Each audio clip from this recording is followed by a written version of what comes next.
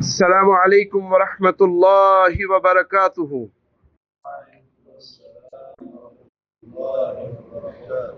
پارہ نمبر 24 سورہ زمر، آیت نمبر 53، آیت نمبر 53۔ أعوذ بالله من الشيطان الرجيم اعوذ باللہ من الشیطان الرجیم۔ بسم الله الرحمن الرحيم بسم اللہ الرحمن الرحیم۔ قل يا عبادي الذين أسرفوا قل یا عبادی الذین اسرفوا على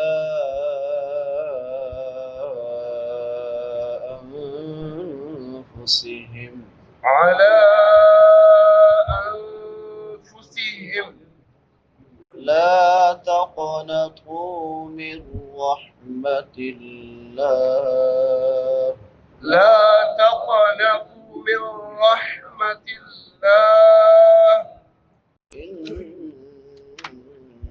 الله يغفر الذنوب جميعا إن الله يغفر الذنوب جميعا إنه هو الغفور الرحيم إنه هو الغفور الرحيم قل يا عبادي الذين أسرفوا على أنفسهم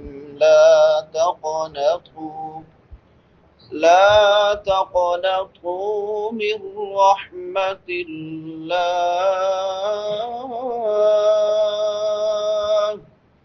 إن الله يغفر الذنوب جميعا إنه هو الغفور الرحيم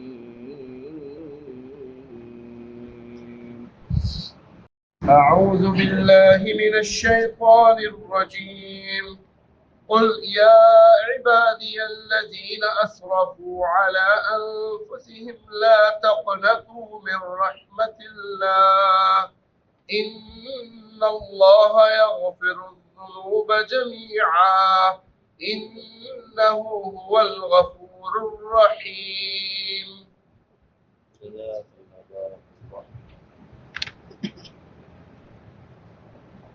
قل قاف حروف مستعلیہ میں سے ہے، موٹے حروف میں سے۔ یا عبادی الذین، یا پہ کھڑی زبر ہے، کھڑی زبر کھڑی دیر الٹا پیش ہو، ایک ایک الف کے برابر لمبا کرتے ہیں۔ عین حلق کے درمیان سے ادا ہوتی ہے۔ با کے بعد الف مدہ ہے، الف سے پہلے زبر ہے، ایک الف کے برابر لمبا کریں گے۔ الذین ذال نرم حروف میں سے ہے، 3 حروف جو نرمی سے ادا ہوتے ہیں، سا ذال ضا۔ ذال کے بعد یا مدہ ہے، یا ساکن ما قبل کسرہ یعنی زیر ہے، اس کو ایک الف کے برابر لمبا کریں گے۔ نون کے اوپر زبر ہے، زبر دیر پیش کو لمبا نہیں کرتے۔ اسرف سین سیٹی والے حروف میں سے ہے، 3 حروف جو سیٹی کے ساتھ ادا ہوتے ہیں، زا سین صاد، تو اس کو سیٹی سے پڑھیں گے، را پر پڑھی جائے گی کیونکہ را کے اوپر زبر ہے۔ فا کے بعد واو مدہ ہے، واو ساکن ما قبل ضمہ یعنی پیش ہے، تو اس کو ایک الف برابر لمبا کریں گے۔ علی انفسہم، لام پہ مد منفصل ہے کیونکہ حمزہ دوسرے کلمہ میں ہے۔ نون ساکن کے بعد حروف اخفا میں سے فا ہے تو یہاں پہ اخفا کریں گے۔ لا تقنطوا، تق قاف حروف قلقلہ میں سے ہے، 5 حروف جن پہ قلقلہ ہوتا ہے، قاف طابا جیم دال جن کا مجموعہ قطب جدن ہے. تقنطو قا حروف مستعلیہ میں سے ہے، اس کو موٹا کر کے پڑھیں گے. من رحمت اللہ، نون ساکن کے بعد حروف یرملون میں سے را ہے تو ادغام بلا غنہ ہوگا. را پر پڑھی جائے گی کیونکہ را کے اوپر زبر ہے. رح چھوٹی حا ہے، حلق کے درمیان سے ادا ہوتی ہے. لفظ اللہ سے پہلے زیر ہے تو اس کو باریک پڑھیں گے، اور اگر زبر ہو پیش ہو تو پھر یہ پر پڑھا جاتا ہے. ان اللہ، نون مشدد اس پہ ہمیشہ غنہ ہوتا ہے. غنہ آواز کو ناک میں چھپا کر ادا کرنا ایک الف کی مقدار کے برابر ہے. لفظ اللہ پر پڑھیں گے کیونکہ لفظ اللہ سے پہلے زبر ہے. یغفر، غین حروف مستعلیہ میں سے ہے، اس کو پر پڑھیں گے. را کے اوپر پیش ہے، یہ بھی پر پڑھی جائے گی. ذنوب جمیعا انہ هو الغفور الرحیم. باقی ساری چیزیں بیان ہو چکی ہیں.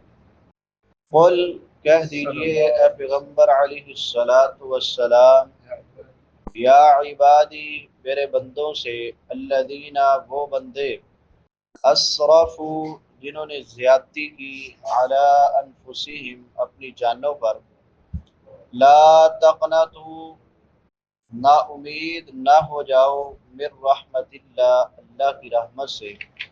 ان اللہ، بے شک اللہ تعالی، یغفر، بخش دیتا ہے، الذنوب، گناہ، جمیعا، سب کے سب. انہ، بے شک وہ، هو الغفور، وہی بے حد بخشنے والا، الرحیم، نہایت رحم کرنے والا ہے. سورت کی شروع سے یہاں تک مختلف طریقوں سے شرک کا رد اور مشرکین کو وعید کا ایک لمبا سلسلہ چلا آ رہا ہے، جس کی پرواہ کافر اور مشرک لوگ نہیں کرتے، مگر اللہ تعالیٰ کے اس قدر پرزور کلام سے ان کے دلوں میں خوف کا پیدا ہونا یہ ایک فطری چیز ہے. جو حد سے بڑھ جائے تو نتیجہ مایوسی اور نا امیدی کی صورت میں نکلتا ہے. تو اسی لیے اللہ کا قانون ہے کہ اللہ تعالی جہاں ڈراتے ہیں وہاں خوشخبری بھی سناتے ہیں. آپ قرآن جب پڑھتے ہیں جہاں جہنم کا ذکر آئے وہاں جنت کا تذکرے ہوتے ہیں، یہ اللہ کا اصول ہے. تو یہاں بھی وعید کے ایک لمبے سلسلے کے بعد اپنے بندوں کو اللہ نے لا تقنطوا کے ساتھ اپنی رحمت کی امید دلائی ہے، اور بعد کی آیات میں انہیں جلدی سے جلدی توبہ کرنے کی تلقین فرما کر وقت ہاتھ سے نکلنے سے ڈرایا ہے. یا عبادی، میرے بندے، بندے مومن ہوں یا کافر سارے اللہ کے ہی بندے ہیں. اسی لیے قرآن مجید میں عبادی کا لفظ دونوں کے لیے استعمال ہوتا ہے، لیکن اکثر اس کا استعمال جو ہے وہ اللہ کے مخلص اور مومن بندوں کے لیے ہوا ہے. آگے فرمایا الذین اسرفوا علی انفسہم. اس آیت میں یا عبادی سے مراد قرآن مجید کے اکثر استعمال کے خلاف کفار اور مشرکین ہیں. اس کی دلیل اس کے بعد والی آیات ہیں، جب ہم ان کو پڑھیں گے تو اس سے یہ بات واضح ہو جائے گی. صحیح بخاری میں عبداللہ بن عباس رضی اللہ تعالی عنہ سے روایت ہے کہ یہ آیات کچھ مشرکین کے بارے میں نازل ہوئی. وہ فرماتے ہیں کہ مشرکین میں سے کچھ لوگ جنہوں نے قتل بڑے کیے تھے اور بہت ہی کیے تھے، کچھ لوگ جنہوں نے زنا کیا تھا اور حد سے زیادہ کیا تھا، پھر وہ نبی صلی اللہ علیہ وسلم کے پاس آئے اور کہنے لگے کہ آپ جو بات کہتے ہیں، جس کی دعوت دیتے ہیں، یقیناً وہ بڑی اچھی ہے، لیکن اگر آپ ہمیں یہ بات بتائیں ہم آپ کی دعوت کو قبول کر لیں تو ہمارے پہلے گناہوں کا کیا ہوگا، اس کا کفارہ کیا ہے. تو پھر یہ آیات نازل ہوئی، سورہ فرقان کی آیت والذین لا يدعون مع اللہ الہا آخر فرمایا اور وہ لوگ جو اللہ کے ساتھ کسی دوسرے معبود کو نہیں پکارتے، ولا یقتلون النفس التي حرم اللہ الا بالحق، اور اس جان کو جسے اللہ نے حرام کیا ہے اسے قتل نہیں کرتے مگر حق کے ساتھ، ولا یزنون، اور زنا نہیں کرتے۔ تو پھر انہی آیات کے آگے چلتے ہوئے فرمایا الا من تاب وآمن وعمل عملا صالحا، مگر وہ شخص جو توبہ کرے اور ایمان لے آئے اور عمل کرے نیک عمل، تو فرمایا فاولئک یبدل اللہ سیئاتہم حسنات، یہی لوگ ہیں کہ اللہ جن کی برائیوں کو بھی نیکیوں میں تبدیل کر دے گا۔ وکان اللہ غفور الرحیم، اور اللہ ہمیشہ سے بے حد بخشنے والا نہایت رحم والا ہے۔ فرمایا پھر اس کے بعد یہ آیت اتری، قل یا عبادی الذین اسرفوا علی انفسہم لا تقنطوا من رحمت اللہ، کہہ دو اے میرے بندو جنہوں نے اپنی جانوں پر زیادتی کی، اللہ کی رحمت سے نا امید نہ ہو جاؤ۔ اسراف کا معنی ہوتا ہے کسی بھی چیز میں حد سے گزر جانا، عموماً اس کا استعمال خرچ کرنے میں ہوتا ہے، جیسے فرمایا والذین اذا انفقوا لم یسرفوا ولم یقتروا، اور وہ لوگ کہ جب وہ خرچ کرتے ہیں تو نہ فضول خرچی کرتے ہیں اور نہ خرچ کرنے میں تنگی کرتے ہیں۔ تو یہاں اس آیت میں اس سے مراد کفر و شرک کر کے اپنی جانوں پر ظلم اور زیادتی کرنا ہے۔ اعلی انفسہم کا مطلب یہ ہے کہ تمہاری زیادتی کا نقصان کسی اور کو نہیں ہے، یہ تمہیں اپنے آپ کو ہی ہے، نہ اللہ تعالیٰ کو ہے اور نہ ہی کسی اور کو ہے، اس لیے اس زیادتی کے مداوع کی فکر جو ہے وہ بھی تمہیں خود ہونی چاہیے، جیسا کہ فرمایا یا ایھا الناس انما بغیکم علی انفسکم، اے لوگو تمہاری سرکشی تمہاری جانوں پر ہے۔ آگے فرمایا ان اللہ یغفر الذنوب جمیعا، اس کے جو بعد والی آیات ہیں ان سے ظاہر ہے کہ یہ وعدہ صرف ان لوگوں سے ہے جو توبہ کریں۔ امام ابن کثیر رحمۃ اللہ علیہ نے بھی یہی تفسیر اختیار فرمائی ہے، کیونکہ اگر وہ کافر اور مشرک ہے تو کفر و شرک سے توبہ کرنے اور اسلام قبول کرنے کے بغیر اس کی بخشش کا سوال ہی پیدا نہیں ہوتا ہے، اور اگر وہ مسلمان ہے تو اس کے تمام گناہوں کی معافی کا وعدہ ہے، توبہ یا اس کے قائم مقام اعمال کی وجہ سے، توبہ کرے گا تو پھر معافی ہے، یا نیک عمل کرے گا تو پھر اس کو معافی ہے، ورنہ اس کی جو بخشش ہے وہ اللہ تعالیٰ پہ ہے، اللہ چاہے جسے مرضی معاف کر دے۔ تو یہی فرمایا یہاں پہ بھی ان اللہ یغفر الذنوب جمیعا، اور دوسرے مقام پہ بھی فرمایا ان اللہ لا یغفر ان یشرک بہ ویغفر ما دون ذلک لمن یشاء، اللہ اس بات کو نہیں بخشے گا کہ اس کا شریک بنایا جائے، اس کے علاوہ وہ جسے چاہے گا اپنی رحمت سے معاف کر دے گا، یہ اللہ پہ ہے۔ اگر یہ کہا جائے کہ ہر مسلمان کے تمام گناہ بغیر توبہ کے معاف ہو جائیں گے تو پھر شریعت کے جو احکام ہیں ان کی کوئی ویلیو باقی نہیں رہتی۔ تو اسی لیے اس بات میں بھی کوئی شک نہیں ہے کہ اللہ جسے چاہے گا معاف کر دے گا سزا دیے بغیر، اور جسے چاہے گا وہ سزا دے گا، اور آخر کار ہر واحد مسلمان کو جہنم سے نکال لیا جائے گا۔ اس وقت کافر اس بات کی خواہش کریں گے کاش کہ وہ مسلمان ہوتے، چاہے کسی بھی درجے کے ہوتے۔ 14ویں پارے کے شروع میں اللہ نے اس بات کا ذکر کیا ہے۔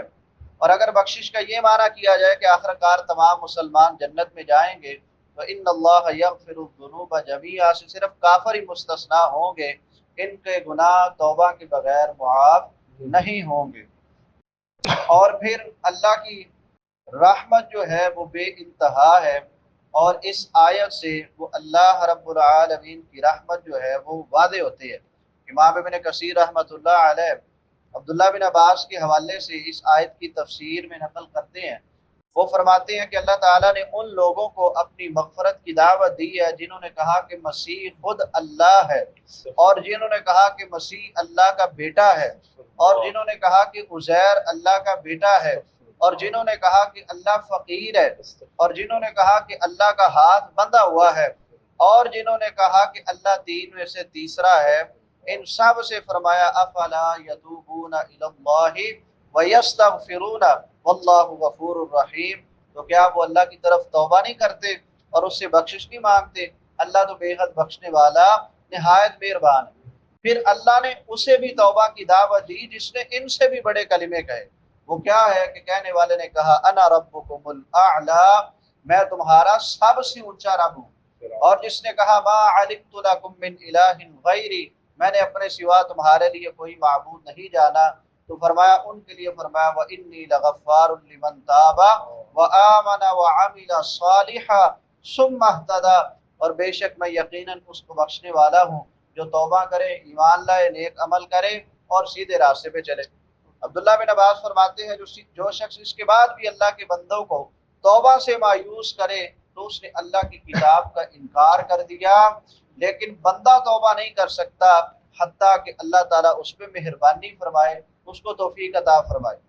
اور مسلمانوں کو آگ سے بھری خندقوں میں ڈالنے والے سورہ بروج میں جن کا ذکر کیا ان الذین فتنوا المؤمنین والمؤمنات ثم لم يتوبوا فلهم عذاب جہنم ولهم عذاب الحریق، یقیناً وہ لوگ جنہوں نے مومن مردوں اور مومن عورتوں کو آزمائش میں ڈالا پھر انہوں نے توبہ نہیں کی تو ان کے لیے جہنم کا عذاب ہے اور ان کے لیے جلنے کا عذاب ہے۔ امام حسن بصری رحمۃ اللہ علیہ فرماتے ہیں اللہ تعالیٰ کے جود و کرم کو دیکھو، اللہ کی سخاوت کو دیکھو کہ ان لوگوں نے اللہ کے دوستوں کو قتل کیا، اللہ کے ولیوں کو قتل کیا، اور اللہ انہیں بھی توبہ اور مغفرت کی دعوت دے رہا ہے۔ یہ اللہ کی بے انتہا رحمت ہے۔ قرآن مجید میں بڑے مقام ہے جہاں پہ اللہ نے اپنی رحمت کا ذکر کیا، اور احادیث میں نبی صلی اللہ علیہ وسلم نے اللہ کی رحمت کا ذکر کیا۔ وہ 99 اشخاص کا قاتل مشہور واقعہ ہے کہ اللہ نے اس کو بھی معاف کر دیا۔ اسی طرح اللہ تعالیٰ کا بندے کی توبہ پر اس آدمی سے بھی زیادہ خوش ہونا کہ جس آدمی کی اونٹنی صحرا میں گم ہو جائے اور وہ اللہ کو مخاطب کرتے ہوئے بے اختیار کہہ اٹھتا ہے کہ اے اللہ تو میرا بندہ ہے اور میں تیرا رب ہوں، یعنی اس کی خوشی کی انتہا اتنی ہے کہ خوشی کی شدت میں وہ خطا کر جاتا ہے، لیکن اللہ اس بندے سے بھی زیادہ اس بندے پہ خوش ہوتے ہیں جو اللہ رب العالمین سے اپنے گناہوں کی معافی مانگتا ہے۔ پھر اسی طرح اس بندے کا بھی ذکر ہے جس نے اپنے بیٹوں کو وصیت کی تھی کہ جب میں مر جاؤں تو میری لاش کو جلا کر اسے راکھ بنا کر دریاؤں میں بہا دینا، ہواؤں میں اڑا دینا۔ تو اللہ نے اسے بھی زندہ کر کے پوچھا کہ تو نے ایسا کیوں کیا؟ اس نے کہا اللہ تیرے ڈر سے کیا، تو اللہ تعالیٰ نے اسے بھی معاف کر دیا ہے۔ اسی طرح پھر اللہ تعالیٰ کا یہ بھی کرم ہے کہ بندہ جتنی بار بھی گناہ کرے پھر اس کے بعد جتنی بار بھی توبہ کرے اللہ تعالیٰ اس بندے کو معاف فرما دیتے ہیں۔ سید ابو ہریرہ فرماتے ہیں ایک بندے نے گناہ کیا، پھر اس نے کہا اے میرے رب میرا گناہ معاف فرما، تو اللہ تعالیٰ نے فرمایا کہ میرے ایک بندے نے گناہ کیا، پھر اس نے جان لیا کہ اس کا کوئی رب بھی ہے جو گناہوں کو معاف کرنے والا ہے، بخشنے والا ہے، جو گناہ پر پکڑتا بھی ہے، تو اللہ فرماتے ہیں جا میرے بندے میں نے تجھے معاف کیا۔ فرمایا اس نے پھر گناہ کیا، وہ پھر کہتا ہے میرے رب مجھے بخش دے، اللہ پھر فرماتے ہیں میرے بندے نے گناہ کیا اور اس نے جان لیا کہ اس کا ایک رب بھی ہے جو گناہ بخشتا بھی ہے، گناہ پہ پکڑتا بھی ہے، اللہ نے اس کو معاف کیا۔ اس نے پھر کیا، پھر کہا، تو اللہ تعالیٰ نے پھر اس کو معاف کیا۔ تو یہ اللہ کی بے انتہا رحمت ہے کہ بندہ جتنی مرتبہ گناہ کرتا ہے اللہ سے معافی مانگتا ہے، اللہ اس بندے کو معاف کرتے چلے جاتے ہیں۔ اللہ تعالیٰ ہم پہ بھی اپنی رحمت کا سایہ دنیا میں بھی رکھے اور آخرت میں بھی رکھے۔ اللہ حق بات کو پڑھنے سمجھنے، اس پر عمل کرنے اور اس کو آگے پھیلانے کی توفیق عطا فرمائے۔ وآخر دعوانا ان الحمد للہ رب العالمین۔